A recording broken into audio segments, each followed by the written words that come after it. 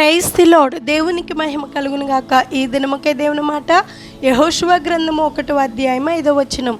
నీవు బ్రతుకు దినములన్నిటిను ఏ మనుష్యుడు నీ ఎదుట నిలువలేకయుండును, నేను మోషేకు తోడయుండునట్లు నీకును తోడయుందును.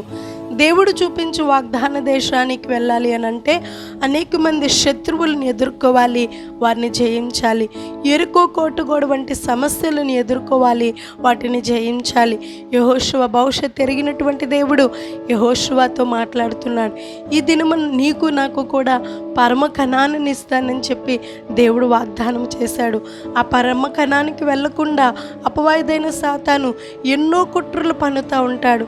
ఆ రోజు యెహోషువతో మాట్లాడిన దేవుడు ఈ దినము నీతో నాతో కూడా మాట్లాడుతున్నాడు. అపవాది చేత ప్రేరేపించబడిన ఏ మనుష్యుడైనా సరే మన ఎదుట నిలువ లేకుండా ఉంటాడని. యెహోషువ మోషేలకి తోడై ఉన్న దేవుడు నీకు నాకు కూడా తోడై ఉంటాడు. Thank you.